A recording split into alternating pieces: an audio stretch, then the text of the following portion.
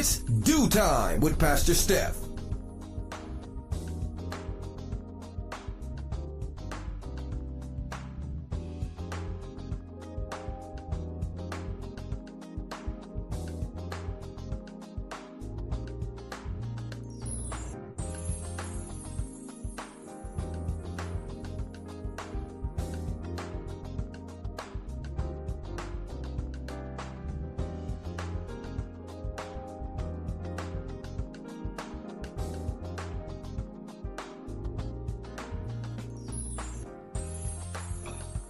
Good morning, rise and shine. You're on with this Do Time with Pastor Steph. How are you this morning? That's what I like to hear. For this is the day the Lord has made. Let us rejoice and be glad in it. So, where were you yesterday? I was on with just Pastor KL yesterday, and we talked about those condescending parents and the things that they have done and said to their children that have led these children into some really serious issues as adults. And we talked about their chronic self-doubt. We talked about the fear of self-expression. We talked about being that people pleaser. All of those things come from very young. I always say a big mess was once a little mess. And all the things that parents do to children, how they treat them, how they speak to them, their expectations, it just doesn't stay with them as children. And a lot of times we as parents don't even understand that we're doing something that is going to have that lasting effect on our children. And this weekend we will be walking for domestic abuse and domestic violence and abuse. And that's one of the things that, it really is. It teeters on abuse.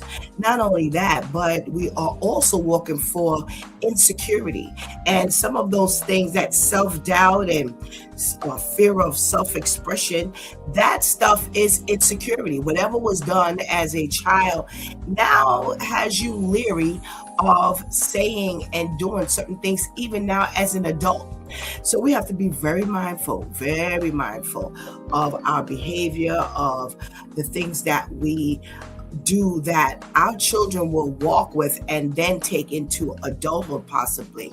So, it's a hard thing to deal with because a lot of times, again, you don't realize you're doing it as a parent, but pay attention because we don't want to leave our children messed up, and we don't realize why as adults they can't function properly. Okay. Well, that's how we spend our Tuesday. Well, today is Wow Wednesday, the last day of the week for us here on this Do Time with Pastor Steph, as we prepare for our Breaking the Yoke community conference we've been talking about. So we're going to have a short show, but let's get ready for our girlfriend Viv as she brings us our socially conscious segment. So go ahead and get that healthy breakfast. Go ahead and tell somebody, anybody, everybody that it's Do Time with Pastor Steph is on. And whatever you do, don't go anywhere because we will be right back.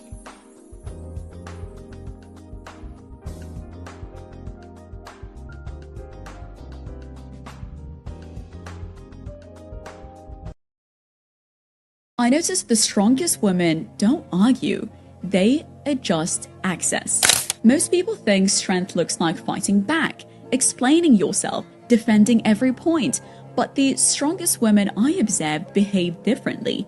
They don't waste energy trying to convince people who are committed to misunderstanding them. They don't argue with disrespect, they don't beg for better treatment, they simply change the level of access. Less conversation, less availability, less emotional investment. And that's not out of pettiness, but out of self-respect. Because when someone shows you how little they value you, the real power isn't improving them wrong. It's quietly deciding that they no longer get the same version of you. And something interesting happens when you do that. People who respected you rise to meet your standards. And the ones who didn't naturally remove themselves. Because strong women don't control people, they control who gets access to them.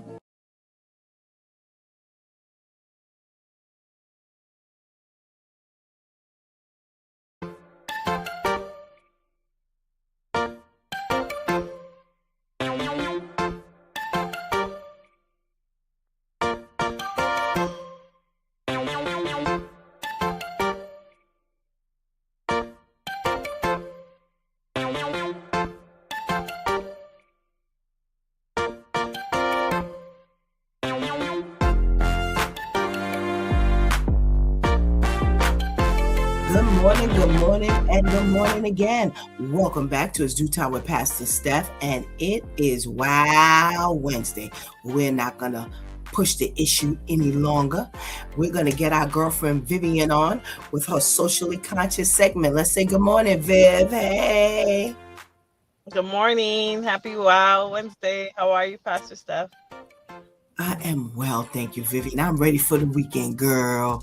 Are you ready for the weekend? Are you ready for this upcoming Breaking the Yoke Community Conference? This is the 4th year, girl.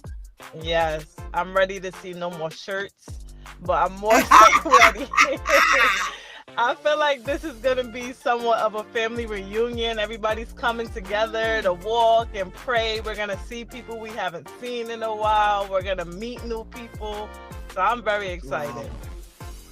Wow. All righty. Well, we'll be back next week, guys, to tell everybody all about it, who missed it, and to just kind of recap all the stuff that happened with the people who were there. So, let's see what's gonna happen. What you got for us today? All right, today on Socially Conscious, we are starting off with some good news for business owners and anyone who wants to be an entrepreneur or a small business owner. Reports say that Mayor Mamdani has signed an executive order making life a little easier for New York City's small business owners. The new initiative is designed to cut through some of the red tape that can make opening or running a small business frustrating for some. They're saying under the plan, the city will simplify paperwork, speed up permits and inspections, and make it easier for business owners to navigate city agencies. The change is expected to benefit both new entrepreneurs looking to open a business and existing business owners trying to grow and or expand. They're saying while businesses will still have to follow health and safety rules, city officials say the goal is to remove unnecessary delays. Owners spend time dealing with paperwork and more time serving customers, creating jobs, and growing the local economy. Leaders are hoping that this change will encourage more people to open businesses across all 5 boroughs, which will help existing businesses, people who are looking for jobs, and overall, again, just help the economy. So we'll see what that does for business owners as these things start rolling out. Speaking of Mayor Mamdani, he is proposing a new change to New York City's rental application process. They're saying under this new plan, landlords will be allowed to require either a credit check or proof of income from prospective tenants, but they will no longer be able to do both. If a landlord chooses a credit check, they or their broker would also be responsible for paying for that credit check instead of passing that cost on to the applicant, which we know they've been supposedly doing this for a while now. The proposal is part of the mayor's broader rental ripoff report, which aims to make renting more affordable and remove barriers that many New Yorkers say have a steady difficulty and to making it difficult for them to secure housing. Supporters believe that the change could help renters who have steady income but poor credit scores, or good credit but non-traditional income. So they're hoping that this will just open up doors for people on either side. Critics, however, argue the proposal could make landlords more cautious, lead to stricter screening in other areas, or even contribute to higher rent. The proposal would require approval before becoming a law. So it has not passed as of yet, but this is something that he has proposed. Of course, we love to hear from you. What do you think about this new idea? Would it be beneficial or would it be harmful? And next, we are out in Jersey, as reports say that a software glitch mistakenly registered about 6,600 non-citizens to vote between June 2023 and June of 2024. According to the governor, the error happened through the state's Motor Vehicle Commission, where some people applying for driver's license or state IDs were registered to vote even after indicating that they were not U.S. citizens. Interesting. A preliminary review found that fewer than 400 of those individuals went to cast ballots. State officials say the glitch was corrected in 2024, but the affected voter registrations are being removed as of today. They're still moving those people.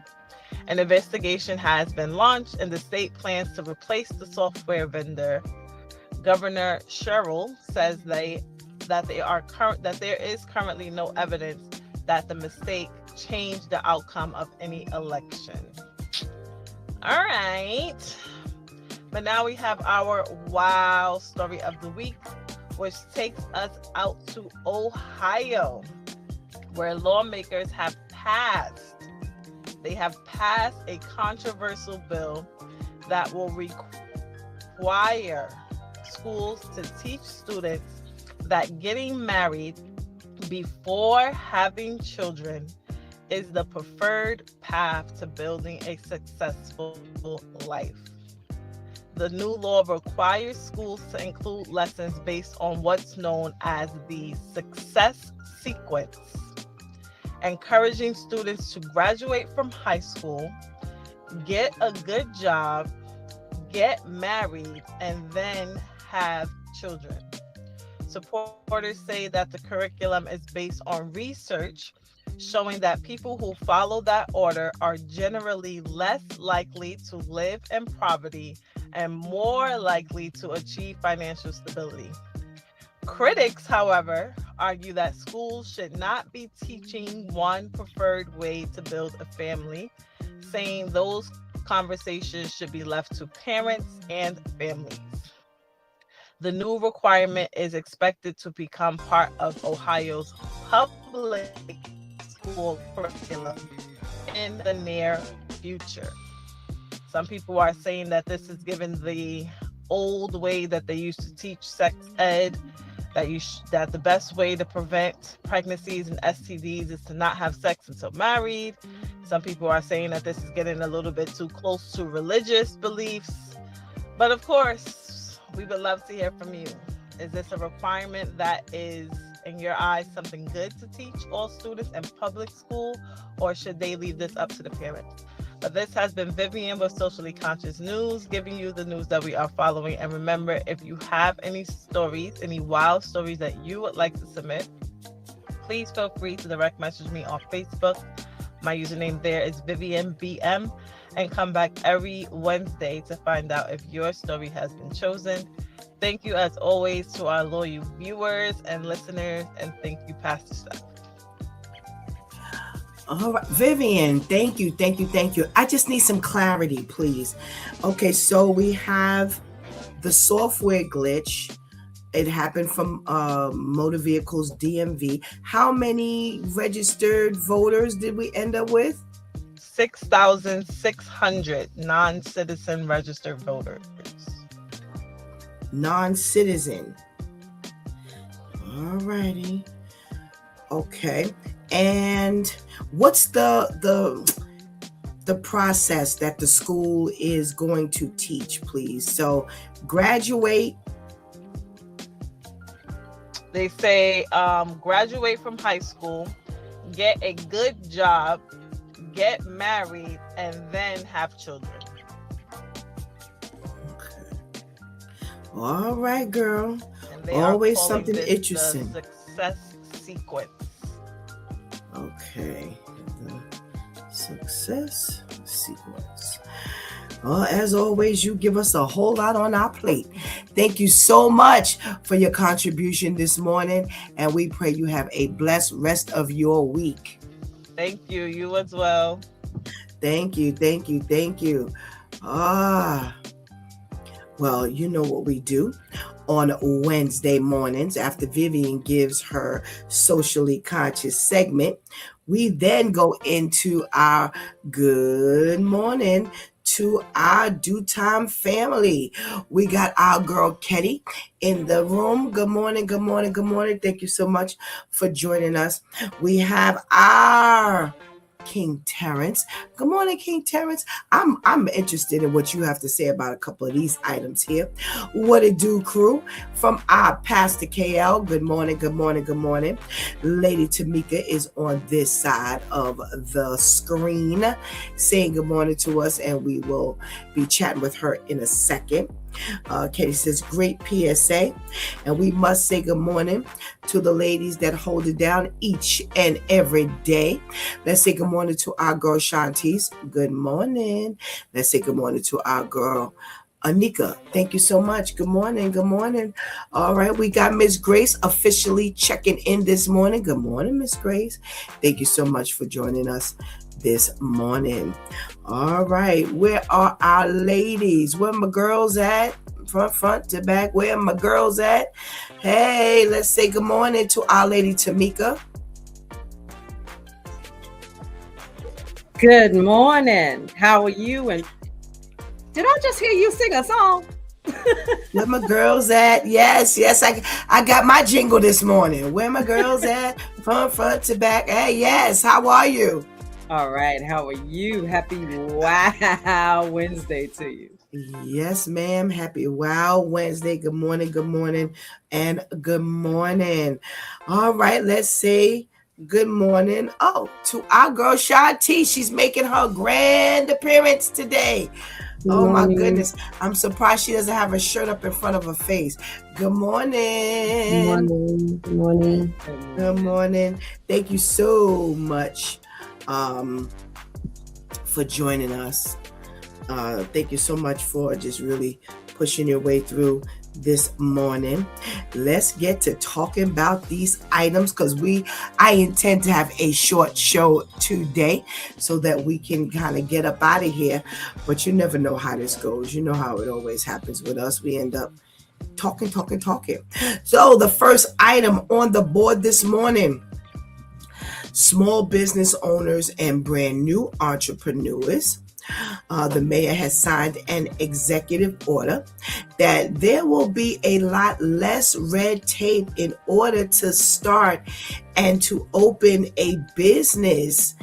There won't be as much that they need to do to kind of navigate through all of those things that, they have to do, all the forms they have to fill out, and all of those long processes that delay and make it more time to, get to starting. A lot of times by the time you put that paperwork out there and get started, a long time has passed by.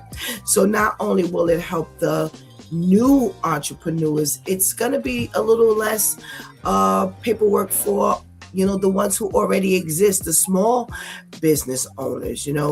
Big people, they got big money, they can do things the big and fast way. But when you don't really have a lot and you're trying to take your pennies and scrape them together, you have to go through a couple of extra hoops. So Mayor Mamdani is really trying to encourage more people to open up businesses, trying to stimulate the economy a little bit more. And he says now you can spend more time with your customers. What say you, Lady Tamika? I personally think it's a smokescreen.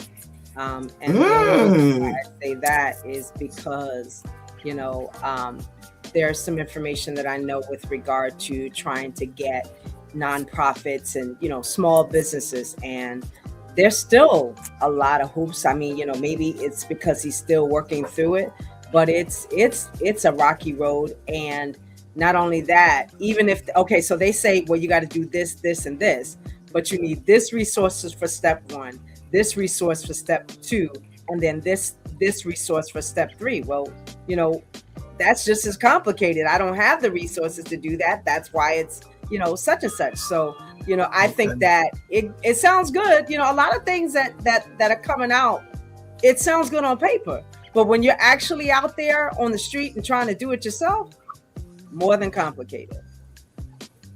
Okay. Shantice. I was kind of thinking the same thing.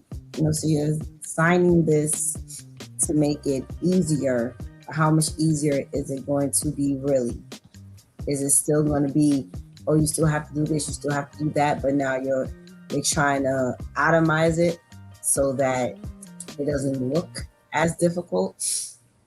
You know, because it reminds me of when we went to the town hall meeting and the gentleman stood up and said, you know, people keep asking, well, where are more programs and events and things for the children? And you have people out here who want to do, but y'all make it so difficult to be able to produce things, to put things out there. It turns a lot of people off, and or something that can be put together in a month or two, it now takes a year or two. And meanwhile, nothing is being produced for these children or for the community or whatever. You know, so it's not only for small businesses, but what are you really doing to really make this process like, okay, so the most stringent thing, in my opinion, that should take place is background check. So, hi, my name is Mary Jane. I would like to start such and such business. Okay, well, let me check your record. Let me check your credentials. Let me check. Okay, cool. For those of us who have been law-abiding citizens, that should be nothing. Okay, you do that, even if the fingerprint process, even if you want to go through that, fine, whatever. But for those of us who have, you know, we know nothing's going to come up, that should be nothing. So I'm just waiting to see how easy this now is, you know, with your signature put on the dotted line, sir.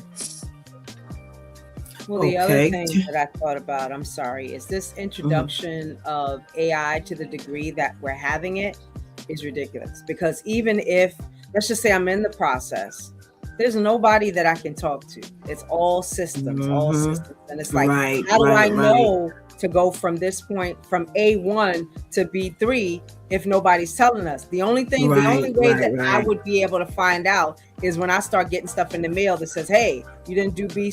But at this point, it should have been done by March something, and I'm finding out in July. It's not fair. Right. Terrence says it's hard to get grants. You have to look it up, and then you have to still go back to square one. So in other words, he's saying that this just is round and around and around and around process, and it just wears you out and wears you down. He also says it seems like they're still trying to get more money for the city or the government, because if you open up a small business, you have to do an LLC, didn't spend $700 or something. And, you know, it's expensive. And that's another thing that I don't think I heard Vivian talk about, the cost, you know, shifting. But yeah, there's a lot of red tape to open up a business. And you can understand, you know, to some degree, but does it really take the amount of time that it is going to take, or it has been taking? So, you know, for those of us who, you know, never opened up or tried to open up a small business, will we know that the process has been shortened? How would we know? You know, so if it takes 9 weeks now, do we know that people before it took 18 weeks? We don't know. So you just gonna have to go through the process and figure out for yourself whether this is really something that has been truncated or not. He says, yes, you have to spend $700 just to put in the papers. Now, who reads the papers nowadays? And that, let me tell you something, Terrence. You done just said a million words. For this prayer walk, I've had tons of information that has gone out. People don't read. If I could tell you how many times people have said something to me, and I'm like, well, didn't you read the paperwork? And they're like, oh, it was a lot, or oh, you know, oh no, I didn't read it. And I'm like, read. You know, people don't like to read, and this is one of the reasons why the process takes long. I'll be straight up honest. And like I always tell y'all know I come from HR, and people don't read.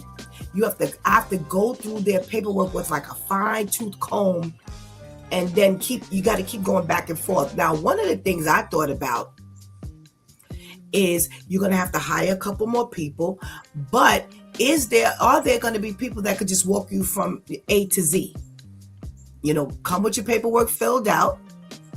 It has to be filled out to a certain degree. And then you just sit with somebody and they just kind of go through the paperwork with you, but not to the degree that we're going to do the paperwork for you. But it would, at the end of the day, that would really expedite things.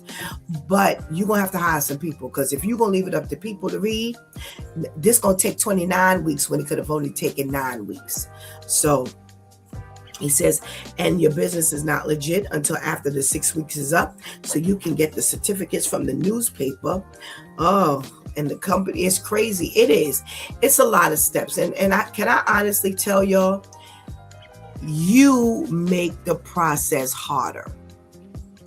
Shantice could tell you, I've been going through hell just getting people to read stuff for the walk.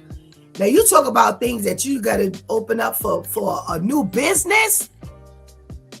People want to just pay the money and open up the business. And then it becomes a mess because it's in shambles, because you didn't read all the stuff that you needed to read. And now you're going to be hit with all kinds of fines. So this is a real complicated situation at the end of the day. But I got to tell you, I think that would be one of the most helpful things for him to hire some people that would help go through some of that paperwork. And that might expedite things for real. Oh my goodness gracious. Well, speaking of the mayor, he's proposing to change the rental application process. Landlords will pay now for the credit check, and they can't get, well, they've always supposed to have been doing that. But this is an interesting thing. Either you will ask for a credit check or a proof of income. And they're going back to reiterating that the landlord should pay for the credit check. And they call it the rental ripoff report. And the application process is supposed to remove the difficulty in securing housing. And they're anticipating that this will be a better result. Woo! It will lead to stricter screening or higher rent, is what the critics are concerned with. But it has not passed. It needs approval first. Shantice, you got first dibs on this one, girl. So they're checking for either your credit history or if you currently have income. Yes. So if you don't currently have income, what does it matter about your credit history?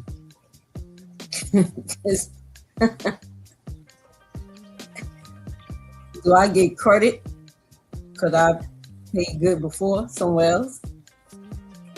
So I don't have an income now, but when you check my credit report, I have a good track record of paying creditors before. So just trust that when I do get a job, I got you. Is that how this works? This is not making sense to me as I'm reading and hearing it.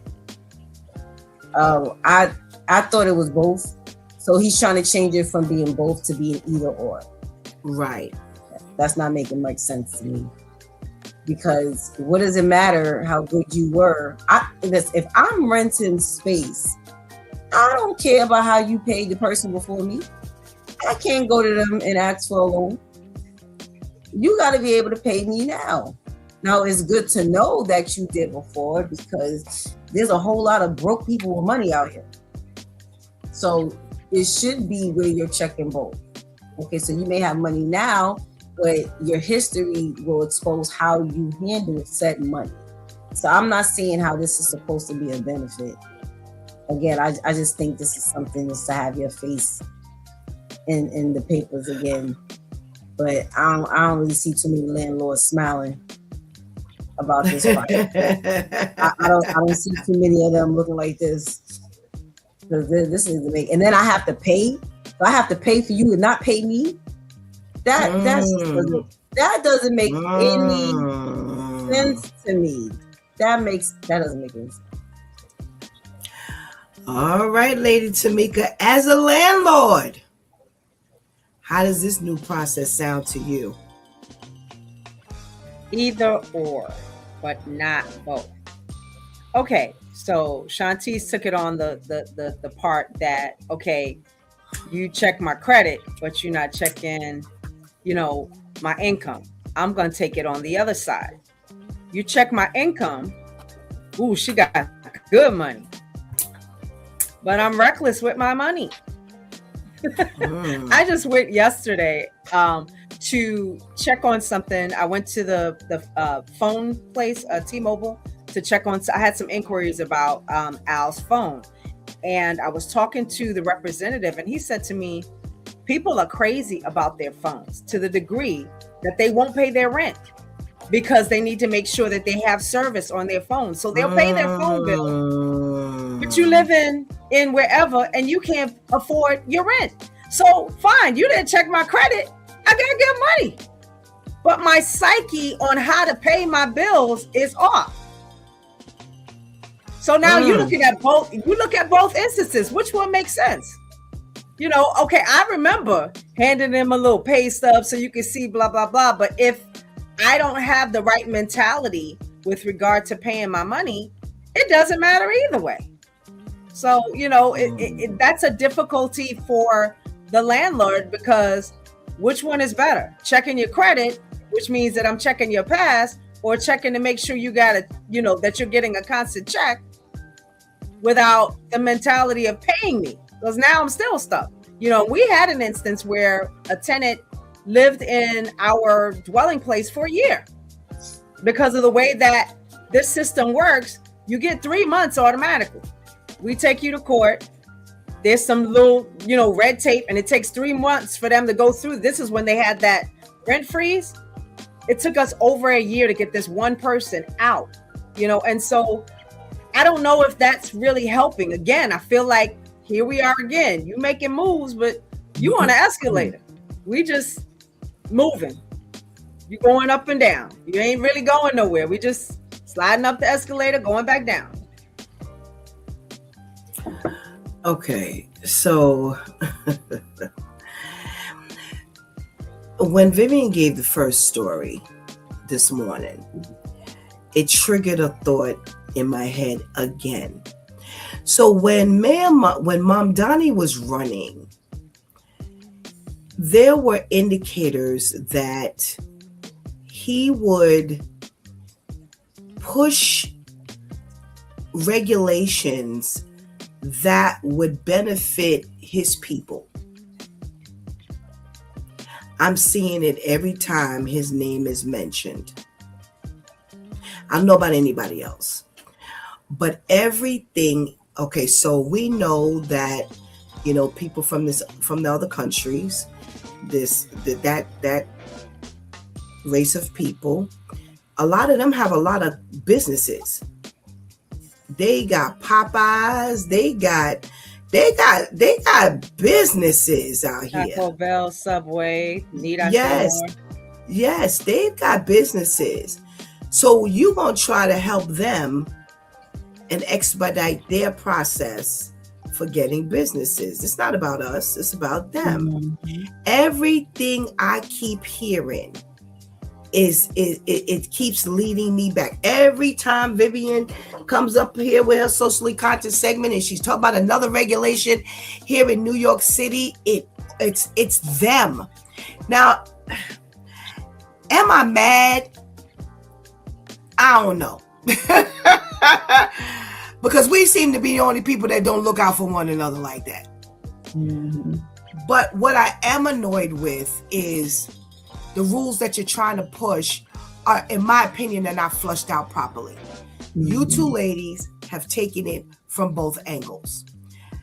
If I want an apartment and I have money, but I don't have good history, then it should matter. As you have said, if I have good credit, but I don't have money today, it should matter. There has to be a system in place for it to make sense. I have been a landlord for the 31 years I've been in this house. I cannot imagine I'm concerned about one and not the other. Now, I see Terrence's statement that says, to me, I think checking someone's credit to get an apartment is retarded to me. You ain't never had a person in your house you can't get out. Oh my gosh. Because they decided to pay their phone bill before they paid their rent. That part. And your mortgage is suffering, or your bills are suffering, because the whole purpose of you renting is not because I just want to be a good Samaritan, but there's something in it for me as well. So even if I have the money to pay my mortgage and this is just extra money, I don't think it should be any less of your responsibility to pay your rent, because you don't know what I'm doing with my money. That's not your concern. Right. You agreed that you would pay $200 a month. I have had people come to me and say to me, Steph, my car broke down. Can you hold off can I pay the rent late so we can fix our car? I've had several months. There was a time when I rented every room in my home. I've just been blessed like that, where I could still remain in my home comfortably, but still rent a space in my room, in my home. I have had months where every single one of them rooms came to me in that 1 month and said, room A says, my car broke down, I'm going to be late. 2 says, I just started a new job, I'm going to be late. 3 says, I got to buy my baby some Pampers, so I'm going to be late. Room 4 says, I'm just going to be late because I'm going to be late. See, you ain't never sat behind that situation where they're saying to me in the same explanation, words that say, I know I'm the only one, but you got all the other 3 rooms going on here, so you good. Without me revealing, excuse me, it ain't only you. It's you, and you. That is real. So how can you expect a landlord? How fair is it for you to now try to push something across the table that says that you as a landlord can't do your checks and balances before you put a person into your home or your property? How dare you? So if you have money, I shouldn't care about how you didn't handle this money all along, because you come in with the money. I should not care if you have good credit. Well, you got good credit, so I don't care about the money. Because see, here's what it says now. Here it says, okay, go ahead. You listen, check this out. Pay attention, y'all. You go ahead and pay for my credit report. I ain't got to do nothing else. Does anybody else hear that but Stephanie? Yeah. Remember now, the responsibility of the credit check ain't even on the applicant. So you're not even saying that if you opted. Pay attention. Put that picture down, Shantice. Pay attention here. What you saying is, all right, applicant, you can tell the landlord, check my credit because I got good credit. I ain't got to pay for that credit check. I ain't got to put no money up. And all I got to do is come up with whatever you ask me to move in, and I don't have to have a dime after that. Because you don't have to know that. You don't have to know how I'm going to pay this rent once I get up in here. Because you can't ask me that. Because all you had to do was check my credit. Are you crazy? Not only are that. Y'all this or are you hearing something else? No, and I'm hearing, how is it that I have to make the investment in you coming here, but you don't have to make the investment? That's what I'm saying. You coming here. But not only, go ahead.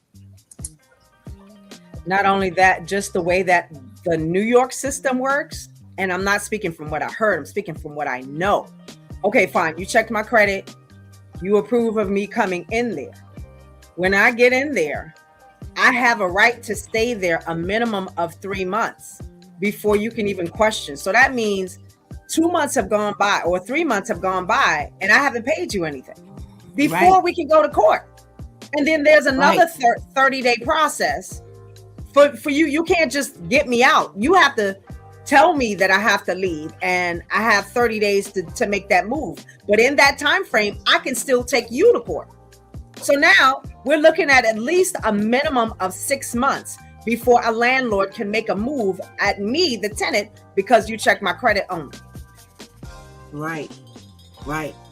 And this does not apply. Pay attention. This is something for his people. I'm gonna tell you why.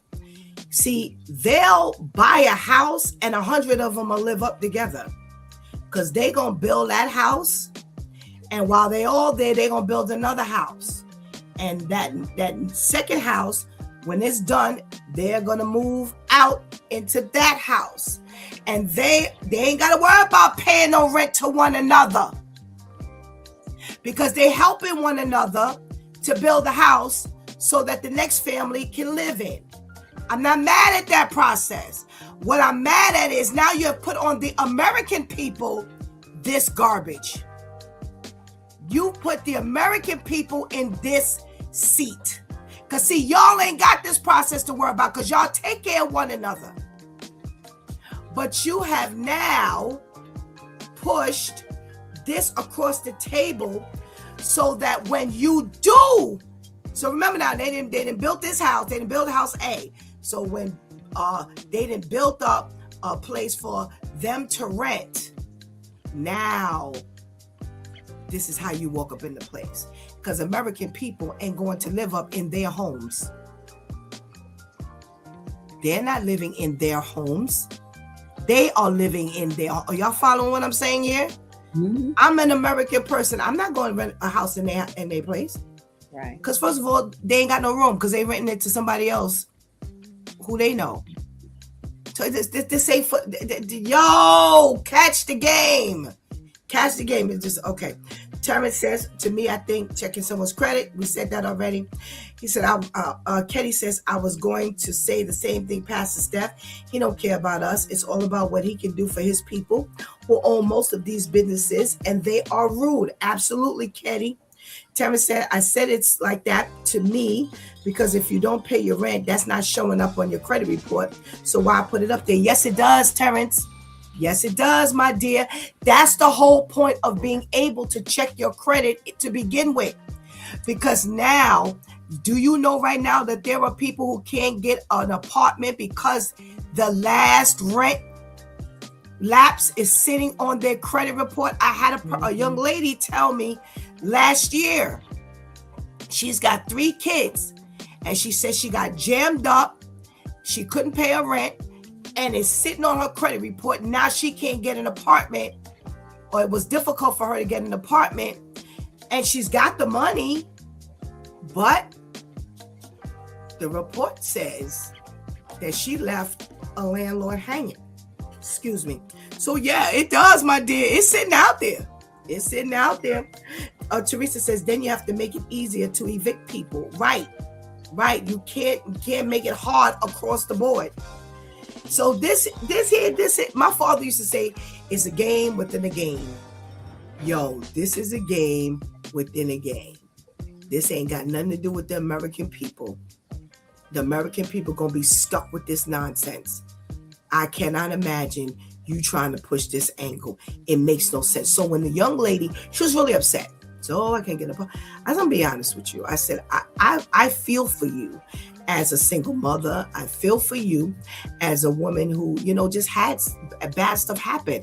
I said, but you can't get mad at them. You can't get mad at that landlord. He has to protect himself, and he has every right to report. Now, if he has a heart, that says, I'm mad that she left me and she didn't pay her rent, and I'm gonna just leave it alone, then that's wonderful.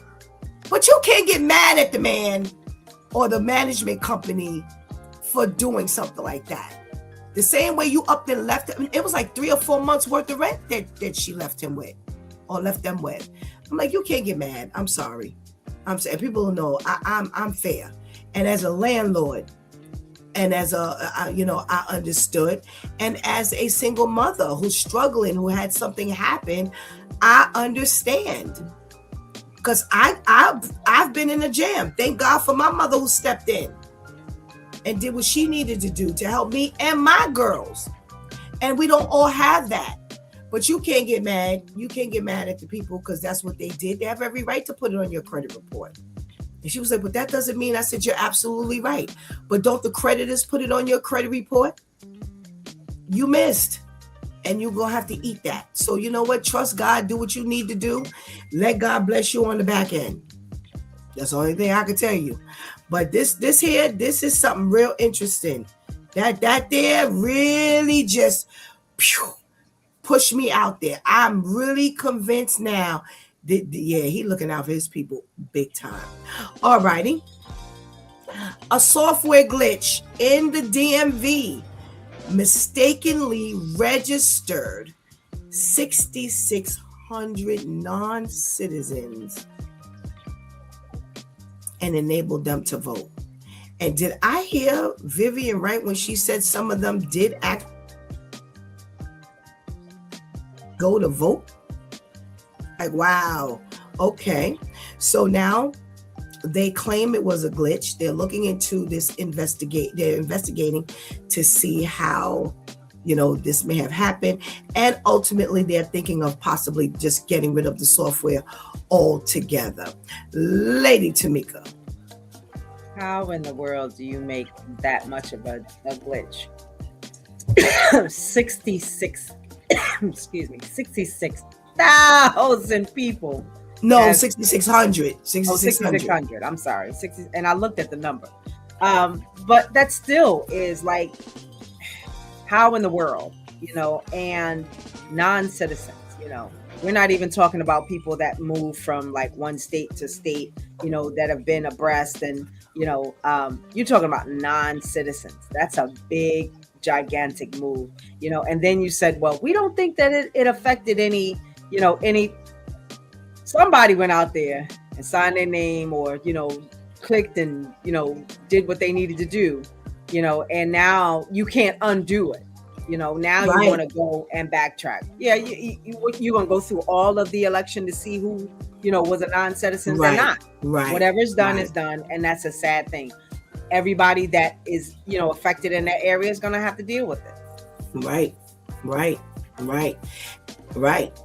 Ashanti's. That wasn't a glitch. Somebody did that. Yeah, I agree. And look who we got in office right now. That was not a glitch. Just say someone, you don't know who, but they made their way to be able. So, all right. Maybe it's my tired brain. You talking about the Department of Motor Vehicle, right? That got non-citizens the ability to vote. They could do that through the DMV. I when can they be a registered, when they registered, here's what happened. When they went to either register for a driver's license or a non-driver's license, their names got kicked in to be a registered voter. So you know how when you go to DMV, you always got that little piece at the bottom that says, do you want to register to vote? Mm-hmm. Well, supposedly 6,600 people check that box.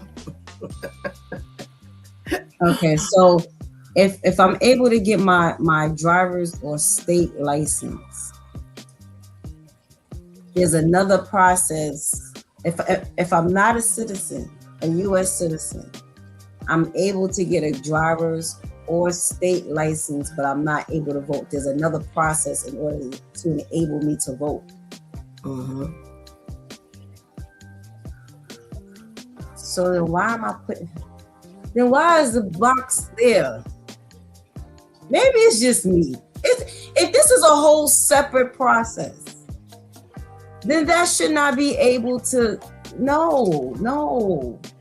Listen, if you know what it is to go to the DMV, you can't be mixing up nothing. All right? Because just to go there for a motor vehicle thing, and this is the only thing we're supposed to be going here for, is like we're at customs. Okay? And we're only here for anything related to motor vehicles. So why are we are not that savvy as a people to be mixing boxes? I'm sorry. We're not mentally there yet.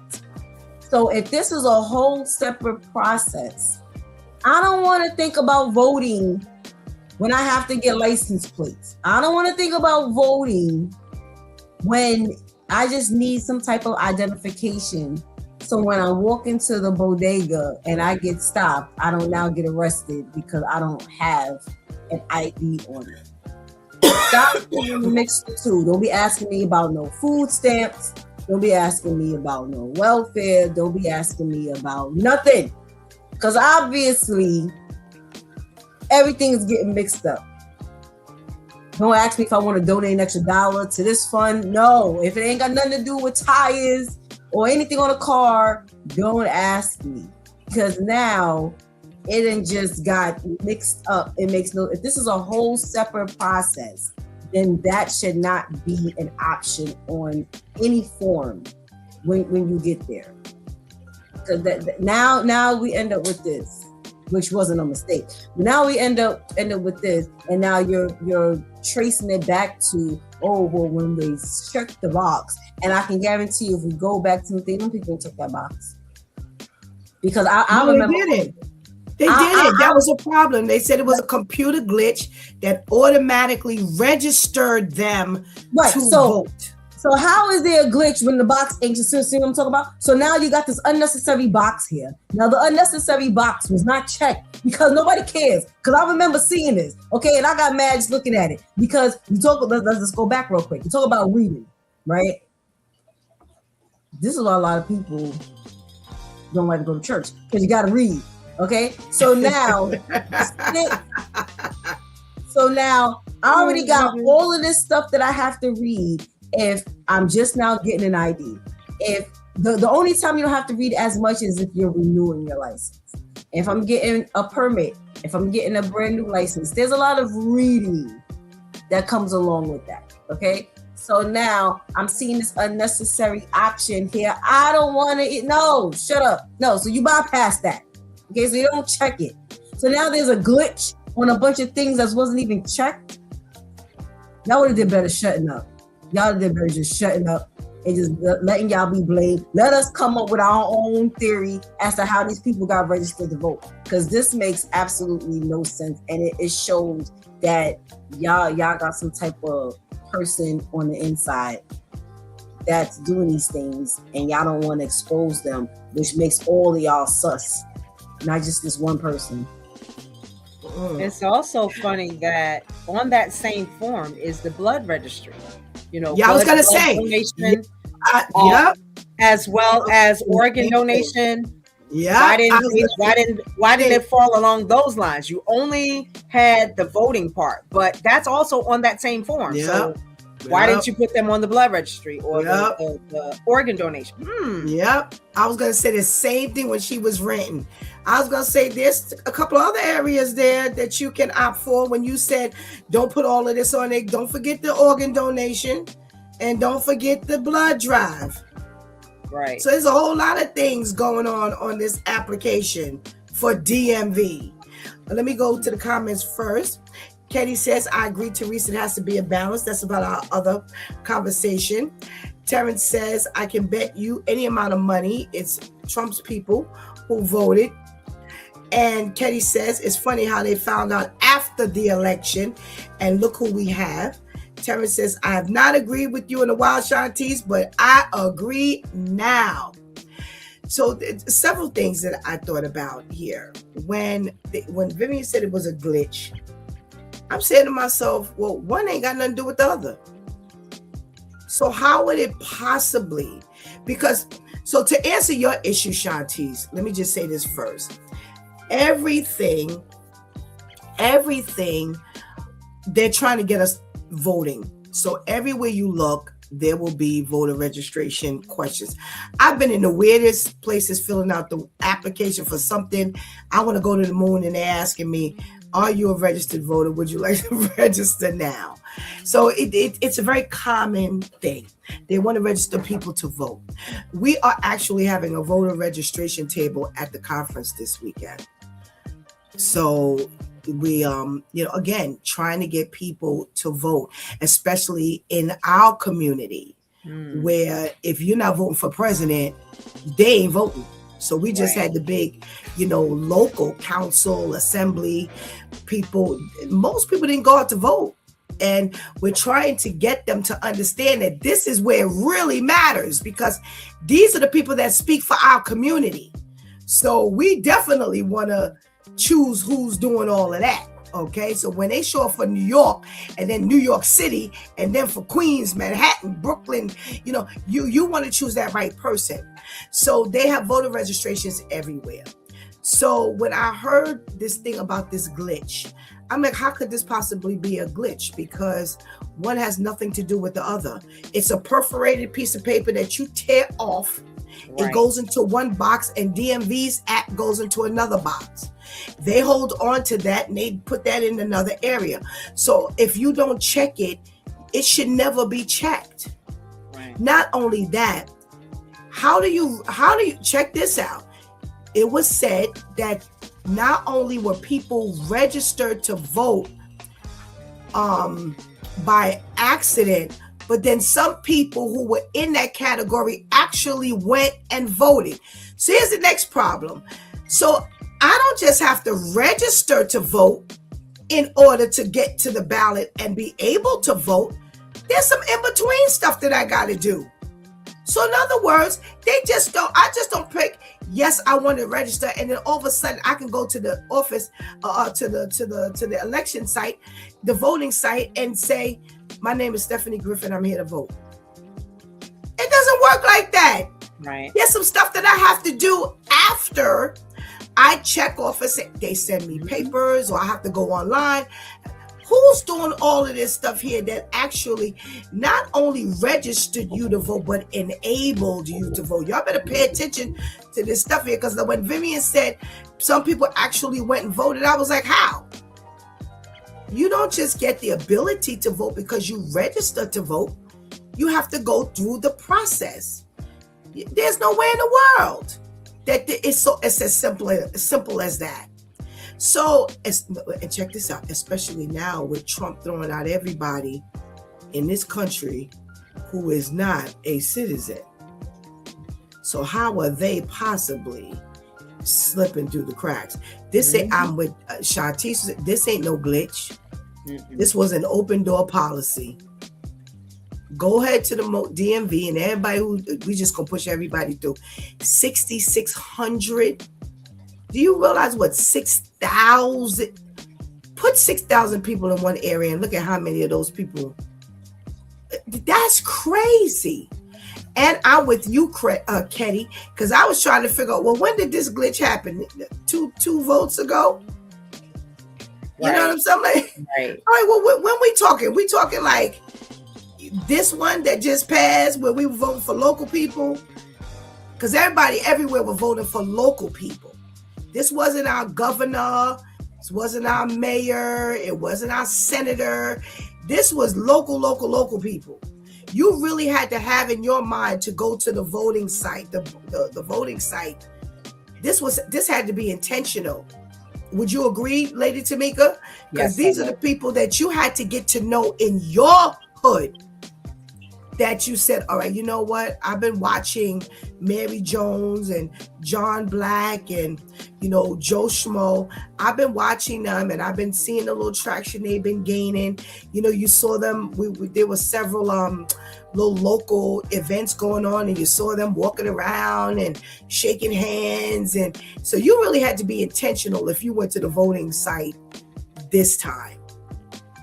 So I doubt, Lady Tamika, that this 6,600 people happened this time,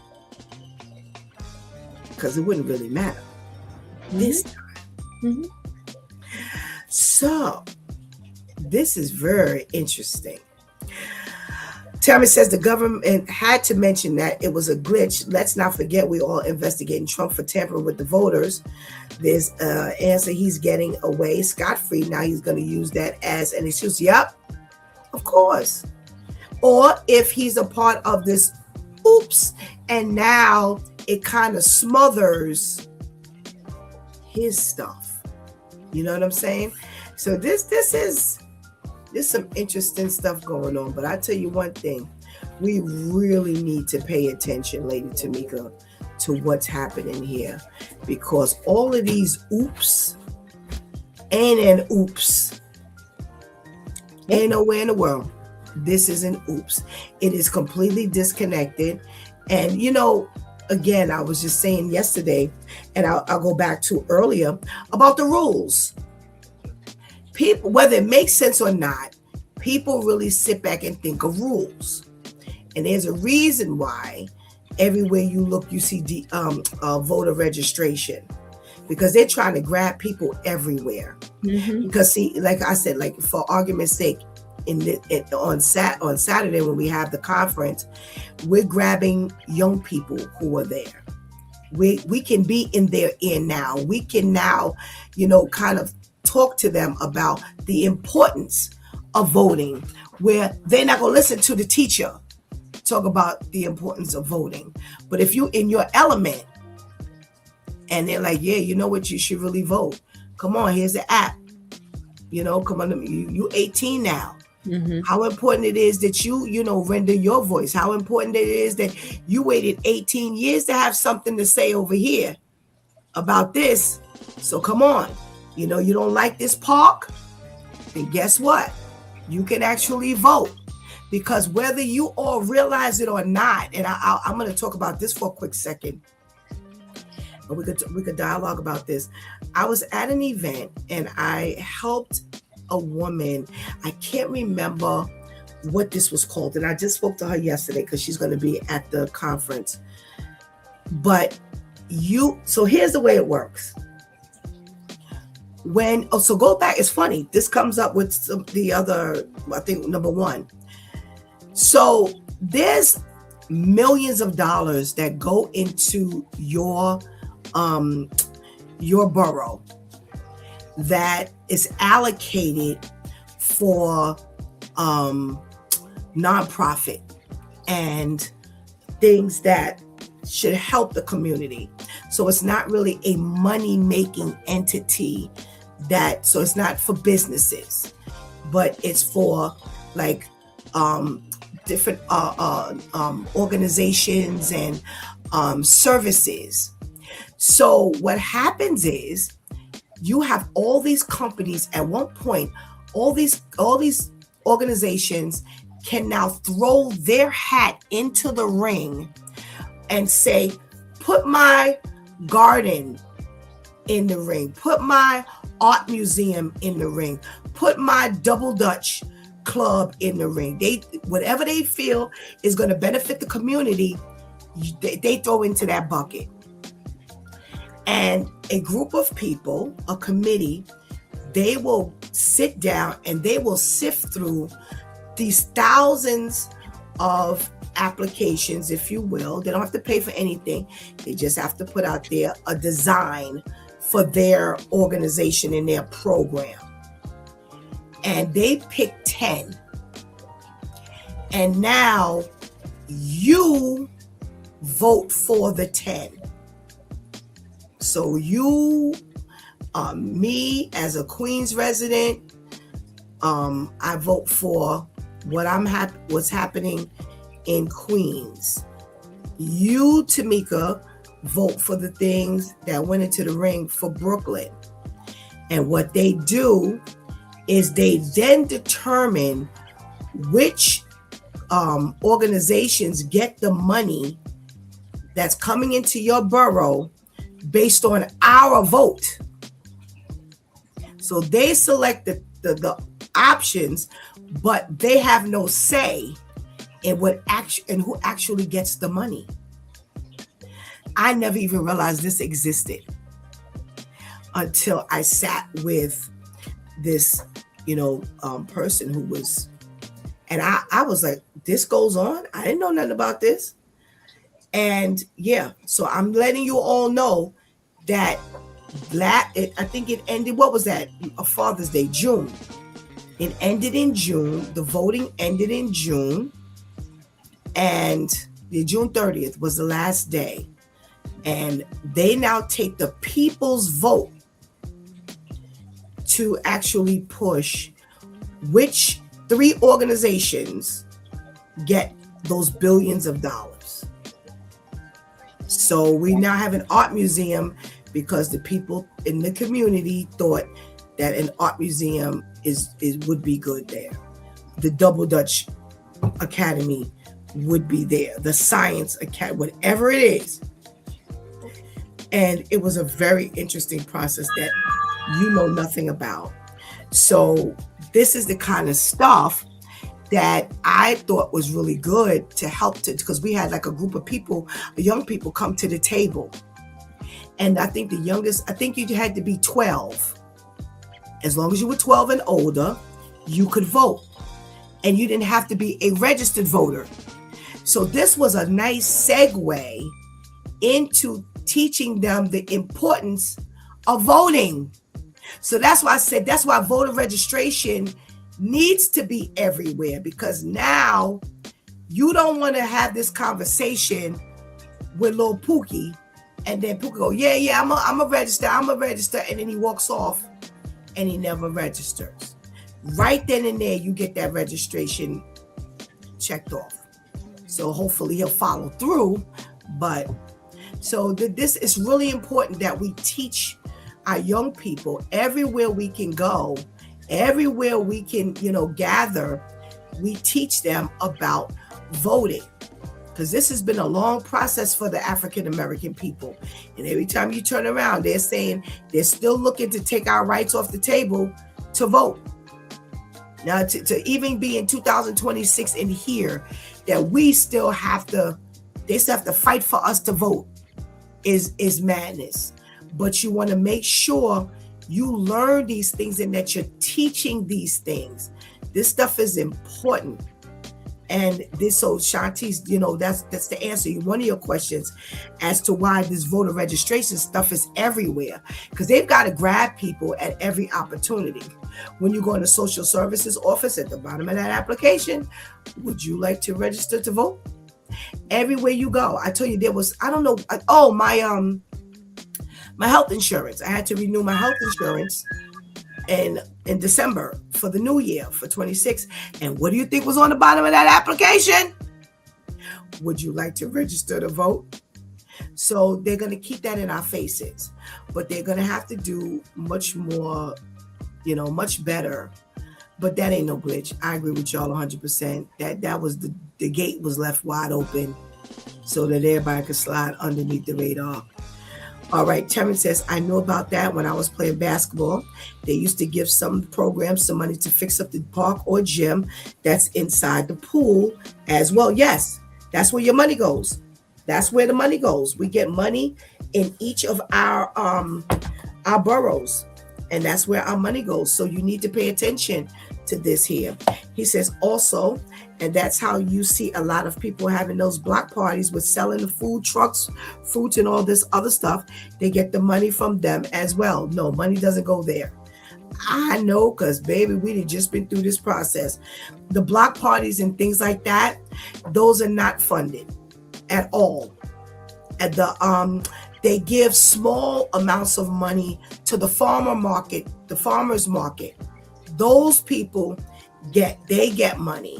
So other little entities, you are right, they can apply to get money. And this is why our votes matter, because the more voters we have, the more money they have to push into our area, because there's more people who are concerned. See, the less people that show up at the voting site, they ain't got to send no money. Guess why? Because we don't know whether we get money or not. We ain't paying attention. We not involved. That's why all of this stuff matters. All righty. Last but not least, out in Ohio, the lawmakers, check this out, have passed the Success Sequence. And that's a program in the public schools that encourages students to follow a path. And the path is go graduate, get a good job, then get married, and then have children. Now, I don't know if this is going to be a class per se, but this is something that they're going to teach. And well, it has to be a class, because this is something that they're going to, this is definitive. This is not, we're just going to pass out some pamphlets. They're liking it, they're connecting it to when we used to get sex ed in school, which that must have been before because I didn't get sex ed in school. And I was born in the 60s. So, that was, I guess, the baby boomers who got sex ed in school. And they're liking it to this success sequence. And a lot of people are saying that, hey, that's like pushing religion. That's not necessarily your business. How people handle their lives is how they handle their lives, and that should be left up to their family. Teach math, history, science, English. That's what you stick to. Stay out of this area. Which way do you vote?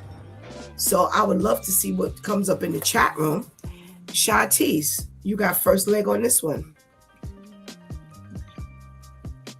I really don't think people are paying attention to what's going on out here. Yes, school is supposed to be about just reading, math, science, lunch, gym, don't push Shorty Tim, all of that. But because now you have teachers recruiting students for LGBT, because you got drag queens reading to the children, because you have satanic clubs in the schools, because you have all of these other unnecessary things being implemented with no memo going out to the parents that this is what we're going to be introducing to your child or your children. There has to be things like this implemented. Because what makes you think that you can only push your agenda? And now no one else can push the agenda on the opposite end. So you're saying one thing and now they're saying, okay, well, you're talking about let them live their lives. Them living their lives is them pushing all the other stuff that I just mentioned. So this is no difference than sexual education, because I had sex ed in, I believe it was high school.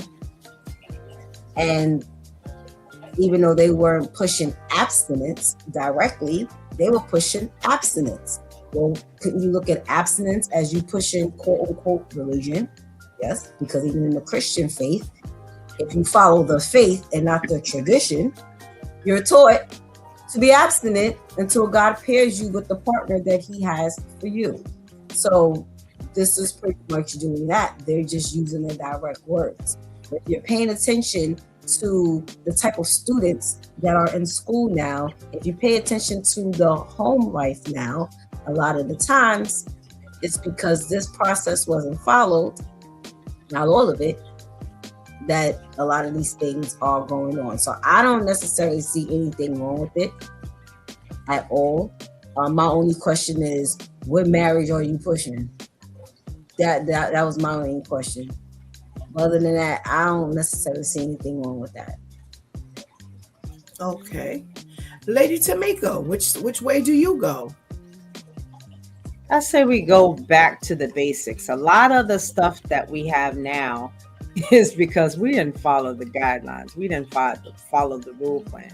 You know, my thing is, you can't get them to church. So take some portions of what we know as the word and bring it there, because you look at, okay, so what's the basic? Can you give that to me? It's graduate, get a good job, get married. Is that right? It's let me not get off the top of my head. It's graduate, get a good job, get married, and then have children. Okay. All right. So just looking at that, look at all of the lives that have been affected. A lot of people never graduated, you know, and in that portion, they had children. So life automatically takes on a different plane, because at that point you're already having children. Or you graduate, you don't have a good job, and now you have a child. Now you got that issue. There again, the life takes on another plane. You graduate, you have you graduate, you get a good job, you didn't get married, you got children. So now again, you know, you see how well or how easy it can become haywire if you follow the plan that way. In most cases, now I'm not going to say it's 100% of the time, but in most cases you don't have as much work that you have to do. There's so much extra work that you have to play out when you divert from any of that. And that doesn't necessarily, it's teaching Bible principles, but I mean, it's not as haywire, because I look at half of the people that I know that didn't follow that game plan, and I'm looking at their life and I go, oh, pow, you know, just on that plane in itself. All righty, we got to check in from Adele. Hey, Adele, good morning. Thank you so much for joining us. Adele says, right. All right, Miss Grace says, I don't see anything wrong with that. I went to school, got a job, then got married, and I grew up in church, so I think it's a plus. Kenny says, you don't want to teach the Bible, but you want to teach how to be in a relationship. What kind of sense is that? Adele says, marriage is not all it's all cracked up to be. Since they're making this law, I want to see how the divorce rate is going to be. All right, so you and Shantice both say that you think, you know, there's nothing wrong with it. I personally don't agree. Stick to what you know. We just not that long ago, we did we talked about how the children couldn't even read. Now they about to graduate from high school, but they couldn't even read. And we're not talking about no big words. We're talking about this kid who went around and just asked his classmates to read what was on a card, which was very simple. They couldn't read it. So you haven't even mastered helping our children to read. You're graduating these children and they can't even read. Now that's been your assignment from day one. Since the school system has been in effect, this has been your assignment.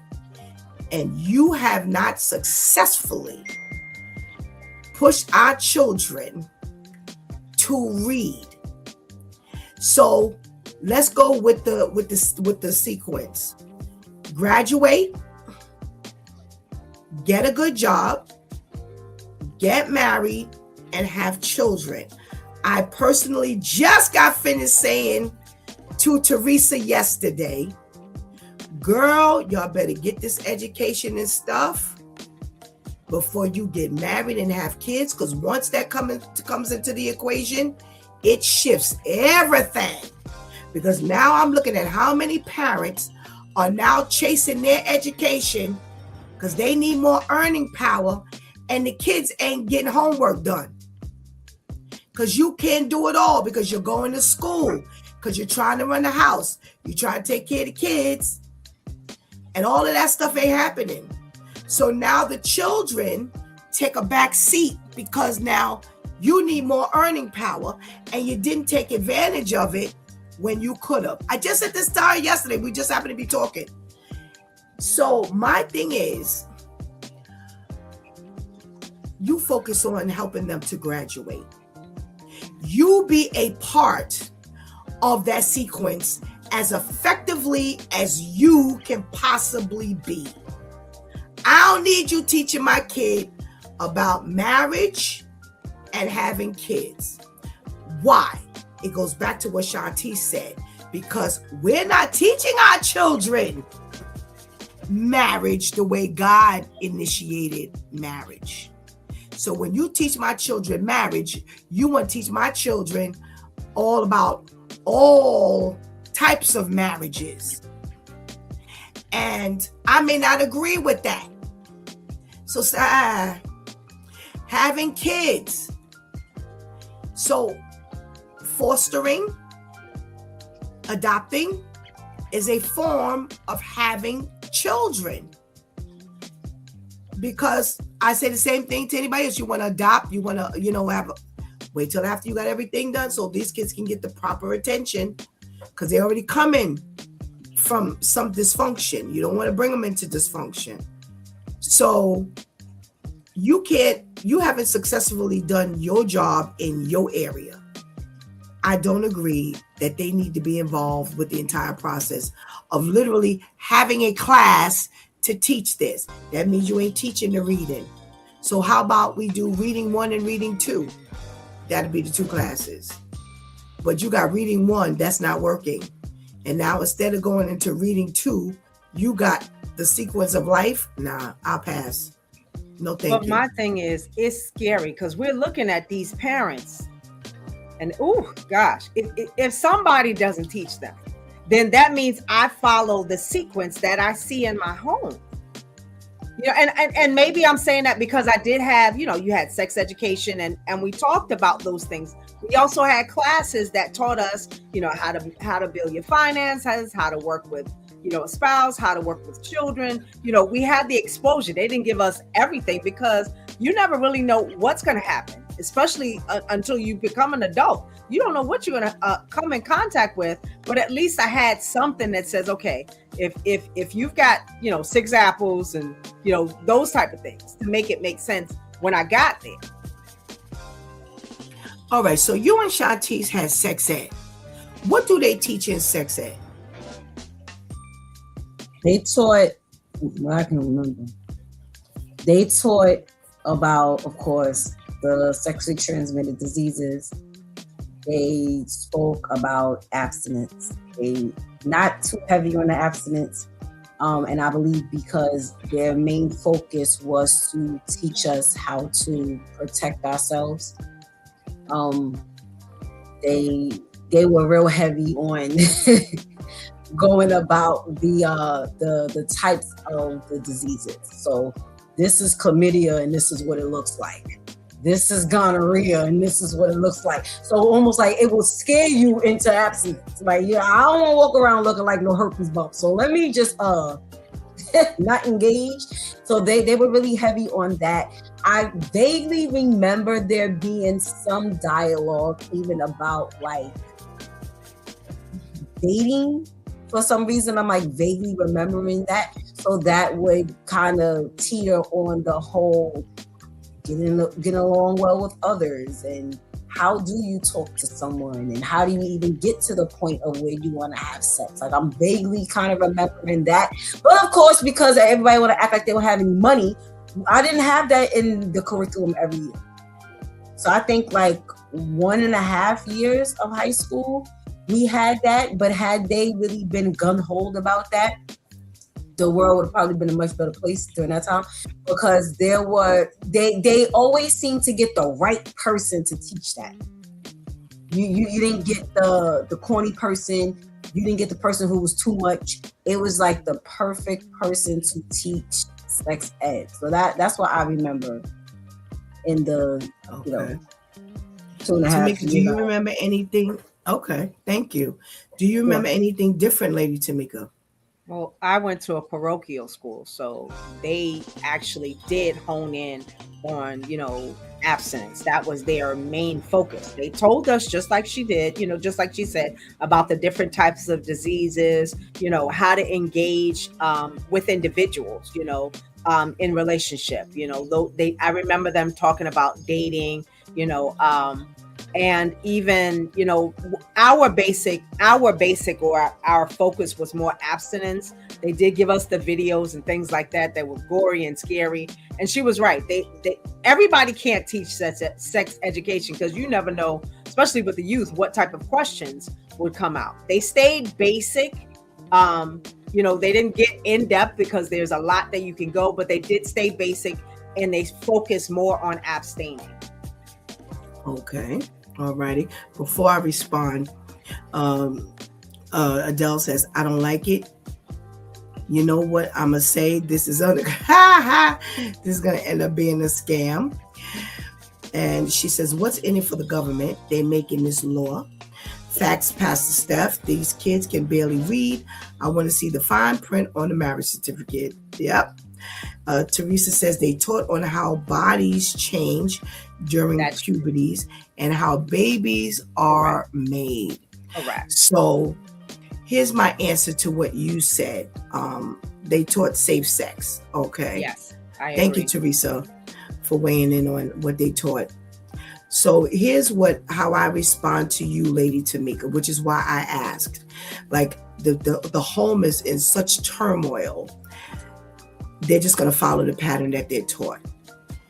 I still say stick to what you know. I think all of the things that y'all talked about that take place in sex ed, bring sex ed back. Because again, here's the problem. You open up that door, you cannot close that door. And I am definitely concerned, like you said, for those who are coming out of that dysfunctional home, and they're going to follow the pattern that they, are seeing just head on. And, because we see it all the time. It happens all the time. This is what you see. You think this is correct, or you just fall into that pattern, like, where you come from. But again, I say, if you open up that door, you will not be able to close that door. You're going to open up that door to so many things. And now it's going to be a hard time closing that door on a lot of things that the school system they've allowed. We've heard the school system in some schools, they allow you to walk up in there at 5 and tell them that you're going to tell them, the little 5-year-old going to tell them what sex they are. We've talked over these years, we've talked all about this ability as to what is going the school has. And I think it's a much more dangerous game to open up that door. And then that's how the satanic after school programs got in. But yet you can't go up in there with a Bible, all of this kind of stuff. So it's a slippery slope. And I do understand, I do agree, that the school should be a nice place, a good place, a safe place to kind of go through this, what do they call it? The success sequence. But because they got some stuff that we don't necessarily agree with, I'd rather take my chances because But that's really not going to be a good thing. But it's crazy how the schools are willing to do this before the churches. The churches Good are not one. willing to sit Good one. and talk about, that's because half of them ain't successful. But they're not willing to sit and talk about the success sequence, because that now means you become domesticated. And to become domesticated means you gotta now talk about things that's forbidden to talk about in church. Like how you want your church to be populated, how all these people get here. What does that mean? You want the church, you want people to come, and you want people to bring their kids and all of that. And we always say, but we don't teach these kids in church, the streets will teach them.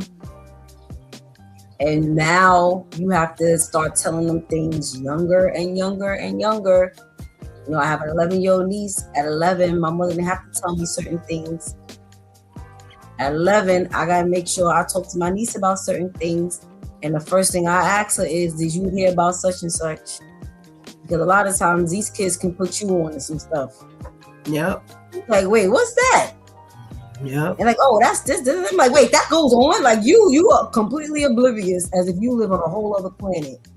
But they're Absolutely. able to do X, Y, and Z plus X, Y, and Z. So it's really interesting that the schools are willing to do this, but the churches shy away from this. Really concerning. We had the first year of the conference, and I spoke to a pastor, and I said to her, I said, God is leading me to talk about a subject that is taboo in the church. And that's how it started. And she picked up on it right away. And we dialogued heavily for about 4 or 5 months. And when it was time for the conference, God gave me a way to introduce it into the conference. And what we did was I lowered the lights and I played the Bible Experience, the Song of Solomon. And I don't know how many of you know about the Bible Experience, but the Bible Experience is a narration of the Bible in NIV version, but it's all the popular people we know, all the actors and entertainers and some athletes and some clergy, some popular clergy. And this was put together by someone in the entertainment industry in Hollywood, Black person. As a matter of fact, it was Kim Phil's mother. It's her baby. And they did a phenomenal job with choosing. And Pauletta and Denzel Washington was Solomon and the female voice in the Song of Solomon. So God had me lower the lights and I played the Bible Experience. And they spoke very sensually. They read the Bible very sensually, the touch of my breasts and exactly what the Bible reads, And it was to set the tone for what was going to be spoken about. So in other words, you can say, oh, that's not in the Bible. I not only played the Bible, but I played it in the tone that it was meant to be relayed in. And she spoke.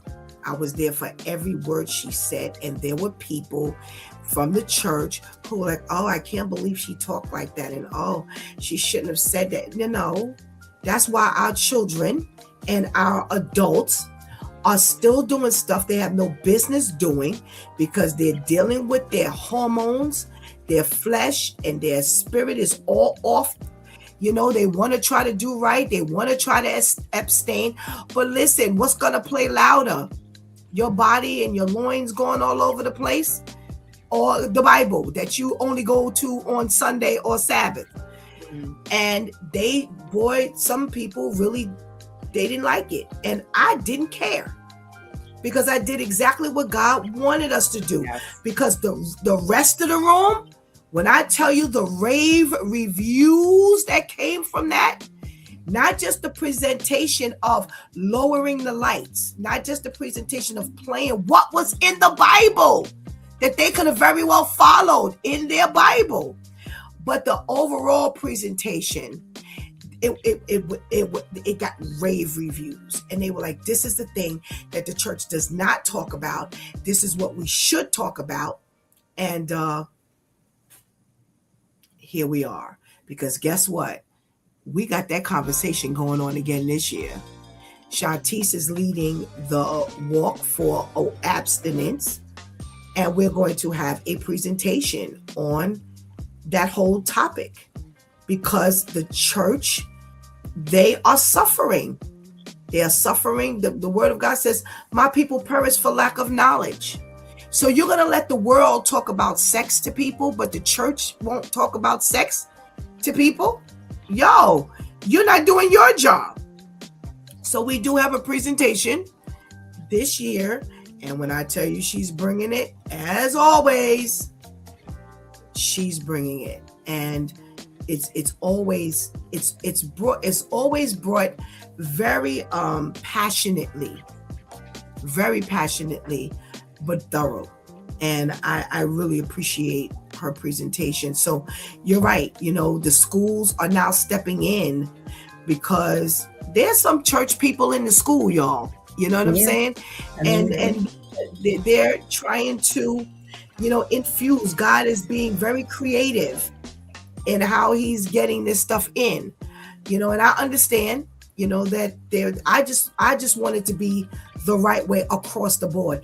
And I know it won't be, because we just don't seem to prevail, in that area. But if we're going to prevail, and we're going to be able to push this thing and do it right, and we're going to be introducing no LGBTQ behavior to the young kids, because they going through it and they trying to find their bodies and say all of that stuff, now you ruin a good plan. Because my thing is, just teach them what it is. Stop teaching them and planting things in their head. And some of them do come from, homosexual homes. But you can't fight everything at the same time. You have to pick your struggle. Which one do you want to address? So that's why it doesn't get my vote. Not because it's not a good idea, but because we open the door, baby, for a whole lot of things to be kind of sliding through those cracks. And before we slide through those cracks, I'm like, let everybody take care of their own, and let's do what we need to do. My Due Time crew, thank you so much. As always, I love having these conversations with you ladies. And we thank you for your contribution, and we pray you have a blessed weekend. This is my last time seeing you for the week. Have a wonderful conference on your end, Lady Tamika. Thank you. I'll be praying for you guys as well. Thank you. Thank you. Same here. So enjoy. Thank you so much. And we will see you next week, Wednesday. God spares. Amen. We'll be back a week from today. Okay. So that gives you a chance to come back and get yourself calm and get the reset on. It gives us an opportunity to clean the house from all the shirts. And to reset. Because you have a big weekend. These conferences are huge, regardless of what your focus is. There's a lot of work that goes into these conferences. There's a lot of prayer. There's a lot of, emptying out that goes into these conferences, and it's draining. It drains you, and God is draining us for a reason. So your conference, praying that it's blessed, it reaches the Virginia region. And knowing that, God is there, he's going to bless and do a great thing. So love you. Have a wonderful time. Love you guys. All righty. Thank you. Oh, here we are, y'all. Here we are. Ended up talking about the conference, and Adele says the church is definitely suffering. Yes, we are. And that's part of the Breaking the Yoke community conference. It was initially a women's conference, because that's what we do every year. And we pulled on another entity. So now we kind of expanded it.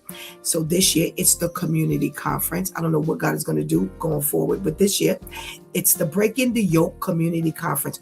We could not remove that first piece, breaking the yoke. You know, our conference this year is focused on prayer in the community and all of the things, the health and social issues that our communities are plagued with. And we are really, really, really just going before the Lord in a group and asking God to just cover our community. You know, we have 9 paths we are taking. That's going to cover a lot of territory because each group will walk for an hour, stopping and praying along the way. And God is, again, doing some big things because everybody will land in Baisley Pond Park, where there will be an explosion of God in a lot of different shapes, forms, and fashions. So the theme this year is Let the Healing Begin. We're all coming to one point where we're going to all reach out for one another and really go to God on the healing of all of these things. We're talking about, let me open it up before I start calling out stuff and I forget. I definitely want to, get to all of our awarenesses. We are praying and walking for sobriety and smoking cessation. Those cigarettes, that vaping is going to kill us. It is killing us. That drug and alcoholism, it's been killing us. We're walking and praying for child care support for the neurodivergent, autism, ADHD, dyslexia. We're walking and we're praying for sickle cell and blood disorders. We're walking and praying for gun violence. We're walking and praying for suicide, domestic violence and abuse, elder neurocognitive degenerative disorders, management of care of Alzheimer's, dementia, Parkinson's, TBI. We are praying and walking for social media health. We talk about all the challenges that take place on TikTok that are killing our children. We actually have people walking and praying against that. We have a walking and praying for insecurity and inferiority complex, that poor self-esteem. We talked about that just yesterday, about how these passionate parents are now pushing children and have pushed children into some level of insecurity. And now they're afraid to speak and afraid to move and do certain things without being criticized. We're walking and we're praying for autoimmune diseases, lupus, fibromyalgia, rheumatoid arthritis, multiple sclerosis, diabetes, vitiligo. We're walking and we're praying for all types and levels of cancer, bullying, including cyberbullying. We're walking and praying for mental health, bipolar, anxiety, depression, schizophrenia, PTSD, anything in that category. We are walking and praying for cardiovascular and heart health. We're praying for abstinence. We're walking for abstinence. We're praying and we're walking for stalking and human/sex trafficking. There is very little we're not covering here. Very, very, very little we're not covering here. And we are inviting you still. Shartice, make sure that phone number is up, please, and running. We are inviting you to join us.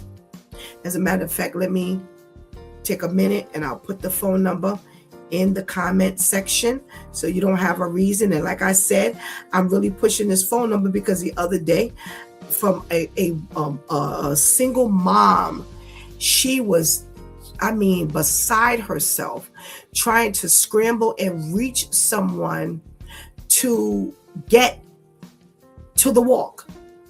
She said, I saw it on Facebook, but my internet was shaky, so it came on, and I took a quick picture of it, and I was trying to get it in, to get the information in. She said, but then I realized all I had to do was just call. There was a phone number there. And that's why I tell people phone numbers are essential. You know how many times I've seen people's flyers And I'm like, where's the contact information? They put it on Facebook and they want you to DM them. That's whack. I'm sorry, because everybody does not have or use social media, but they can forward it, or somebody else can see it and send it to them. You know, we gotta put phone numbers, find a phone number, get a Google number, do something. You know, I don't want to give up my personal number. Then you're not ready. You're not ready. You're not ready for this, because I don't want to put my personal number out there. Then get another phone. Get another phone and do what you do. But you cannot promote something that you say is a ministry, but yet the people have no contact information. This is essential. And I know tomorrow the number, and for the next couple of days, the number will probably be blowing up, because the general does not have my personal phone number, but this number reaches my personal phone number. It comes through my personal phone number. That way I don't have to carry 2 devices and all of that kind of stuff. But listen, we need you to be there. We need you to be there. This is so important. This is so important. Everybody, I just named you 17 or 16. I didn't read the last one because we have no traction for that one. But we have 16 I just read. Everybody has something that falls into their lap. Something that falls into their lap. So figure it out. And if you can't, join us anyway. Excuse me, because something is going to come forth that's going to bless you. I know it is. I really quickly before we go, you know, God has already told me that this is the launching pad for connections, and how I move forward. A lot of what I'm doing today to prepare for this conference is going to benefit the ministry that He's given me and what He will give me past this July 25th. We will be doing rapid HIV and STD testing. We will be. So that just came up a little while ago in our conversation. And we have a clinic that will be administering it. And the representative came over the other day to drop off materials for us to put in the bags. When I tell you that the Lord just started speaking to me for her directly, and the stuff that I was saying, I couldn't even believe was coming out of my mouth. But it was like, I said, this is something that God, I could look at her and just tell, and she just started crying. And I said to her, I said, God is about to change some things in your life. I said, you've been talking to Him without realizing you're talking to Him. And because He wants to address your issues, He's going to start moving. So expect a shift, expect a transition. And I said, you've been asking God for some things. You've been yearning for some things, some change, right? I said, something is happening with you right now that you're not satisfied with the status quo. You want to make some movement. And she said, yeah. And I said, now that could be for anybody, pretty much, because most will have goals. I said, but this is different. And I got a little more personal. And she said, you're right, Pastor Steph. It's already begun. It's already begun. It's already begun. The woman who called the other day scrambling to get to someone for this conference, she was like, I'm a single mother. I'm a mother and a father to my girls. And I want to make sure they're there because I want them to see positive role models. Now, she could have taken her children to any place to see a positive role model, but she called the number attached to this conference. Now, here's the thing that she doesn't know. This conference was initially designed to highlight women. And God says, I'm putting my women up on the pedestal, and I'm going to say and show this is what I can do. Because there's not one woman who has ever spoken at this conference who has not had, a testimony. They leave your mouths hanging open each and every time. And here she is saying she wants to bring her children to a place where she wants that support. She says this is what, she's been able to give them, but she wants more for her girls. And she said, I have to be there. She said, I don't care what I do, I have to bring my girls there. She doesn't know anybody. She's not connected to anybody. And that's what made me ask her, where'd you hear about the conference? And she said on Facebook, and I almost dropped. I have not posted on Facebook in weeks. I don't know where it came from. But she was on Facebook scrolling. And she said, as soon as I saw it, I knew I needed to call. I knew I needed to reach out. That's what she said. And she said, she said, and the internet just kept blinking, going off and on, off and on, off and on, off and on. And she said, something just told her, take a quick picture. And she was like, how am I going to get in touch now?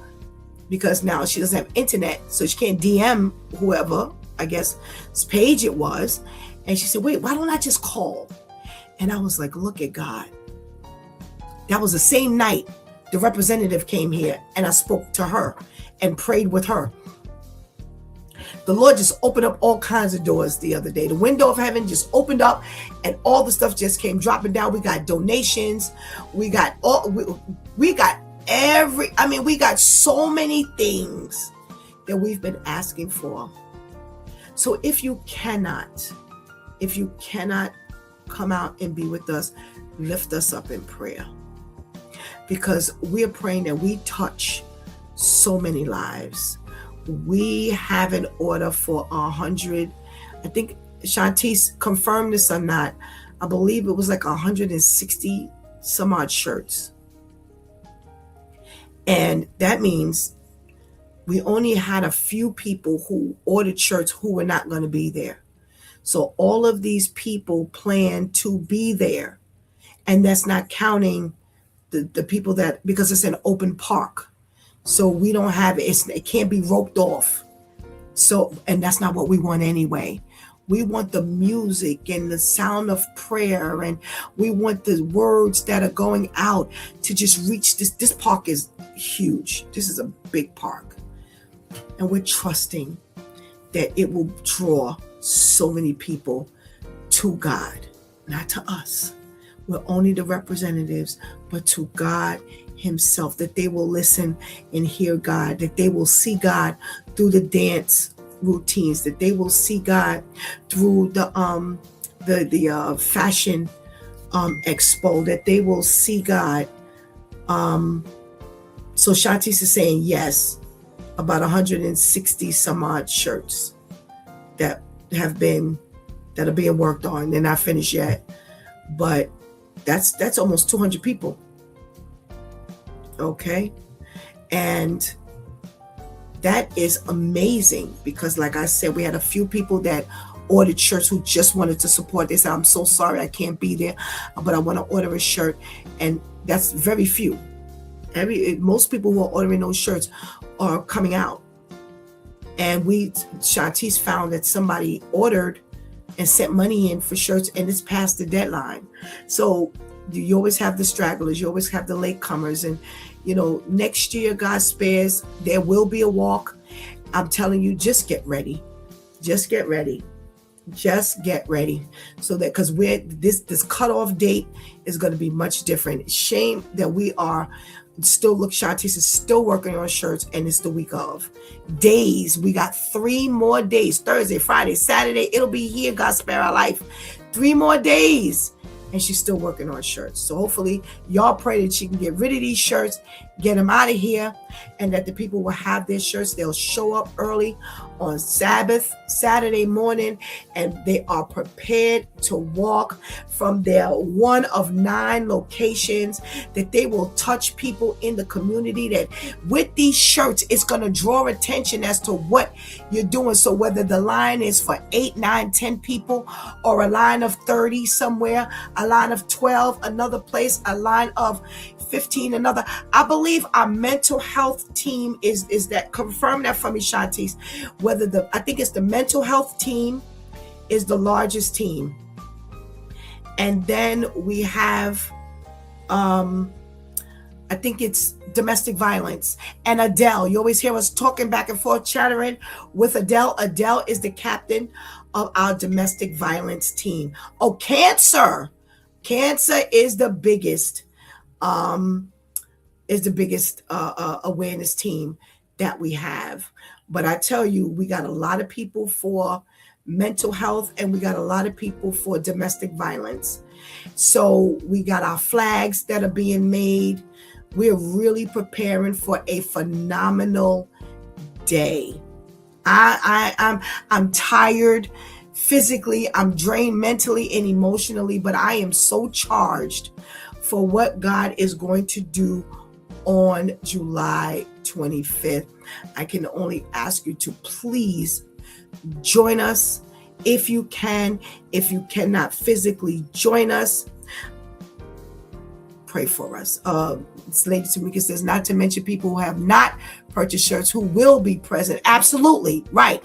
All those people who are coming through, because we have a team that's a team that's walking, and most of them don't have shirts. Only 3 of them have shirts because they came on late and they didn't push the shirts because that would really inundate us.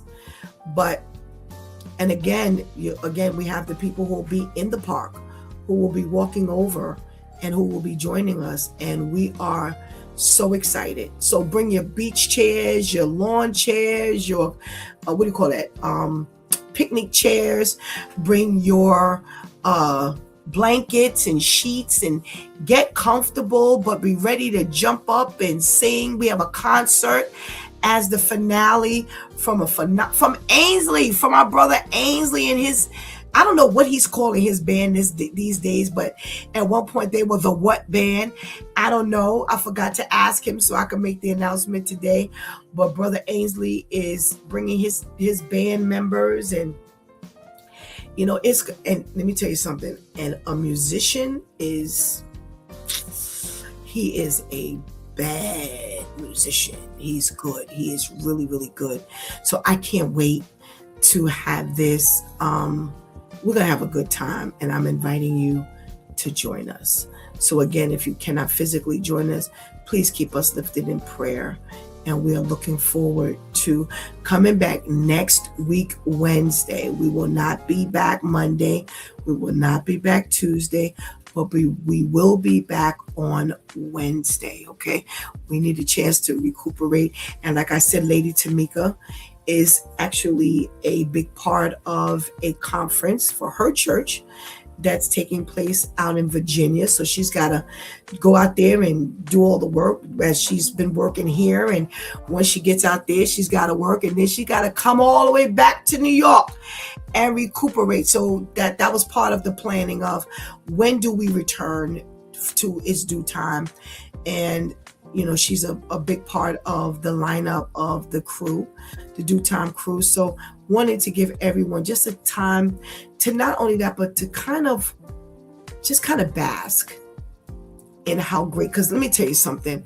One of the things I do know, when you catch hell, and I'm saying it just the way it is, when you catch hell prior to planning something for God, that's because the enemy is on your heels. He is trying to sabotage your plan. I had somebody say to me the other day, well, they say if you can plan something for God and and it goes through smoothly and you don't get no problems, something wrong. Because if the enemy ain't after you, well, Lady Tamika has told me about some of the challenges briefly that she's experiencing. And that's only her. That's not even counting the pastor and whoever's a part of the planning committee. When I tell you, I have been going through literal hell over here, literal hell from everywhere. But like I said, God is still moving. We have gotten a phenomenal level of donations of water. And, somebody may think light of that, but I'm going to tell you something. We're going to be out there in that sun. We're starting from about 11:15, 11:30, and we're going straight through the 6. We don't know who we're going to have outside of these 160 people. We don't know how many we're going to possibly have. We're definitely going to have 200 people. I do know that because the other team is definitely at somewhere 30, 40 people.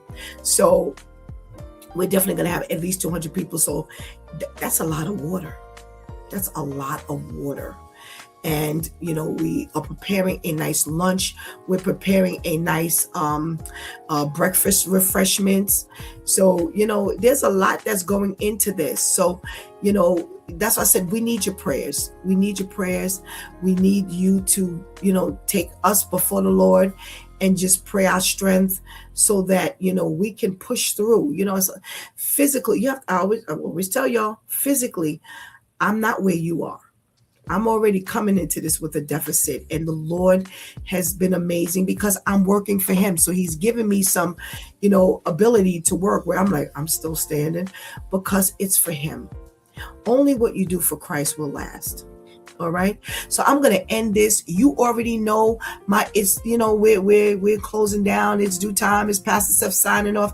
I want to say God bless each and every one of you, especially those of you who have reached out and supported. I wish I could see a lot more of you on Saturday, but I'm okay. I'm okay with it. That's your decision, your ability, your interest. I'm okay. Let God be God in your life. Listen to God.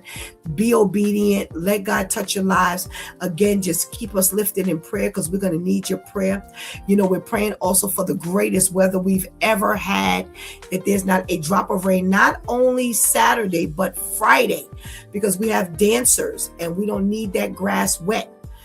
And they're dancing and they could possibly hurt themselves. So, we're praying for great weather. We're praying for a great turnout.